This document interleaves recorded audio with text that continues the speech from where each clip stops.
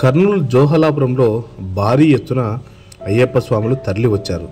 అసలు ఏంటా అని అంటే, కేరళలో ఎలాగైతే వేటతుల్లి ఆడుతూ మరి కత్తులతో తర్వాత పులి సింహాసనం మీద ఎలాగైతే అయ్యప్ప వచ్చాడో ఆ అన్ని రూపాలని మన జోహలాపురంలోని స్వామివారి ఇంట్లో తీసుకొని ఊరంతా ఊరేగింపుతో వెళ్తూ ఉన్నారు. చూస్తూ ఉన్నారు కదా. ఓం స్వామియే శరణమయ్యప్ప.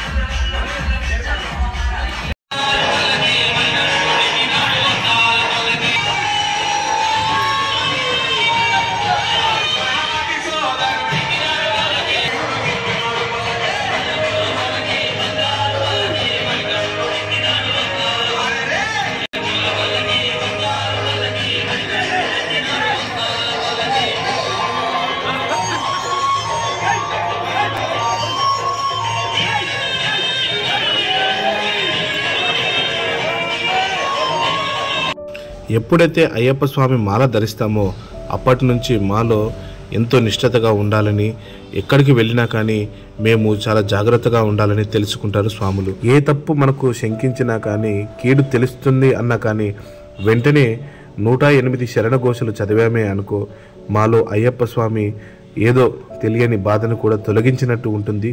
ఇది నిజం నిజం.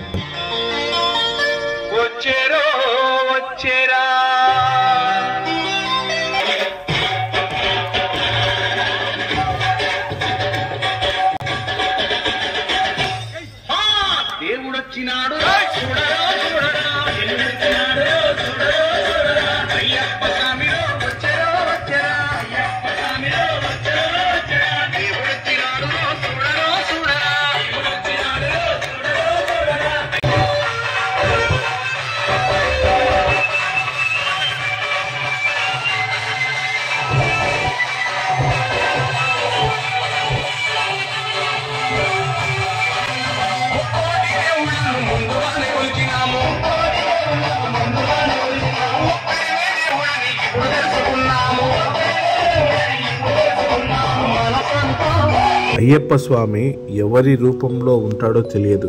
ముఖ్యంగా చాలా వరకు కన్యాస్వామి అంటే అయ్యప్ప స్వామికి చాలా ప్రీతి, ప్రేమ.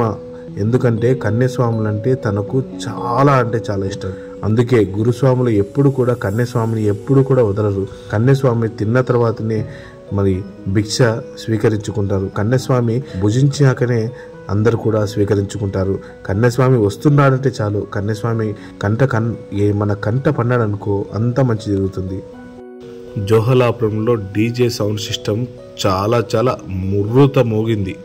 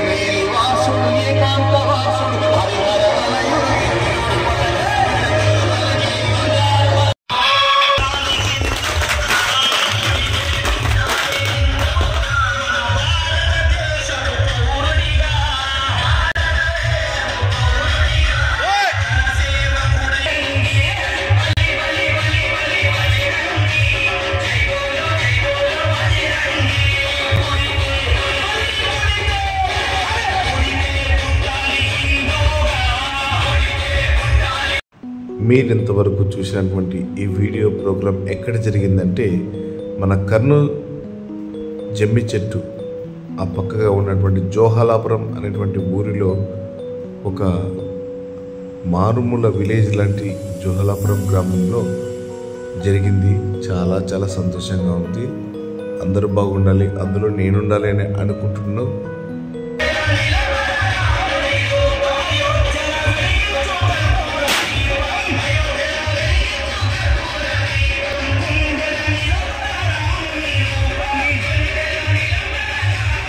కర్నూలు జిల్లాలో ఉన్నటువంటి అయ్యప్ప స్వాములు అందరూ కలిసి జోహాలాపురం చేరుకున్నారు. సాధారణంగా చాలామంది ఉన్న అయ్యప్ప స్వాములు దగ్గర 50% దాకా స్వాములందరూ చేరుకొని అక్కడ బాగా డ్యాన్సులు చిందులు వేసుకుంటూ స్వామిని ఊరేగింపు తీసుకుని వెళ్ళారు. జోహాలాపురం ఊరు బయట పడి పూజ కార్యక్రమం ఏర్పాటు చేశారు. ఆ కార్యక్రమం వరకు అందరూ కూడా కలిసి కట్టుగా వచ్చారు.